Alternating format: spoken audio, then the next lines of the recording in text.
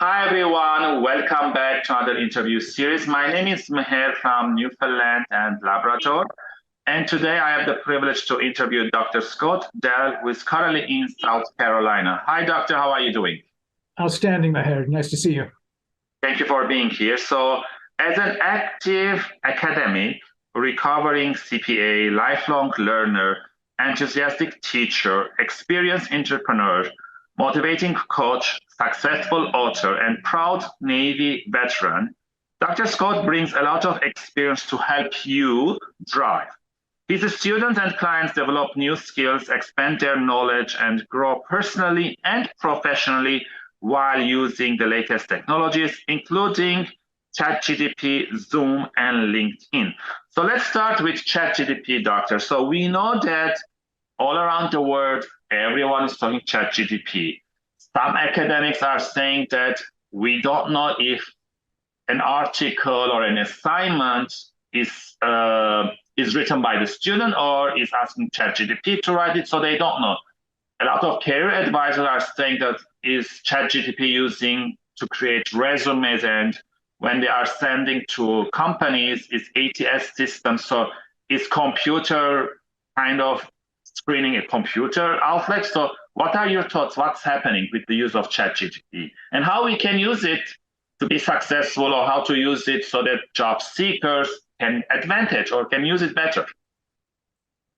Excellent question. There is a lot of fear in the air, Yeah. but we need to ask the right question. I mean, the academic in me says, okay, step back. What are we trying to do here? If we use it to write our papers for us, if we use it to write our resumes and cover letters for us, is it the right application, the right tool for the right job? And the short answer is probably not. But the real question is, how can it enhance what we do? As educators, there's two philosophies. Bury your head in the sand and say, I'm not dealing with this. Or, all right, let's take it head on. And we're asking our students to think critically. Our educators need to think critically. How do we integrate this? Because it's there. Our Yes. students are using it. We don't get a choice. That's a fact. Yes. So, and if we say, well, you can't use it. Oh, okay, don't use a calculator. No, don't use. Let's not search Wikipedia. Let's not go ahead and do a Google search. Mm-hmm. Those are things that they're going to use. So let's teach our students and ourselves to use them the best way, most effective way. And the problem is, if we say, okay, ChatGPT can write my paper. I wrote a book on ChatGPT 2 weekends ago, and it was an 85, 90-page book. And it was, I won't call it junk, but didn't have heart, soul, personality, didn't have meat. And I wrote another book. I wrote the book on LinkedIn. I'm writing another career book as we speak with a partner. And we have an outstanding environment, I think. But I asked ChatGPT to write the same kind of book and give me some good ideas. Yes. It's great for a springboard. But Yeah. if it's a replacement, that's the wrong use of the tool. And the same thing in the classroom. If we're saying to our students, here, you can go do this, and they're going to be using this tool to answer the essay, and we're going to say, okay, then that we're asking the wrong questions again. We need to be effective in how we approach and integrate that into our environments where we're teaching, learning, and whatever we're doing.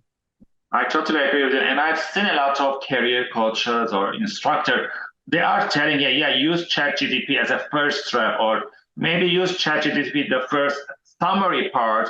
But again, you need to add your personality. You need to customize it so that it reflects kind of who you are.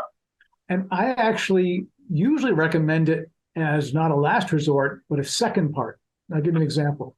I had a colleague who was applying for an academic position, and now they have, okay, diversity, equity, inclusion, and belonging.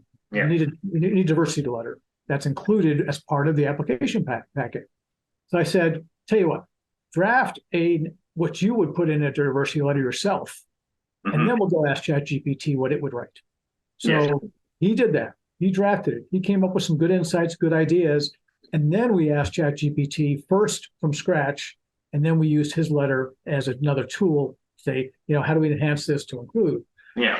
First time we asked it, it came up with two other ideas that he neglected to mention. The rest of the letter, I would say, was not up to par, up to snuff. Yeah. But the idea that, here's a couple other things that we missed. It would be really good to include and that enhance, and then we can build it from there. So, yeah, it's not bad as a first pass if you're having trouble thinking, where do I get started?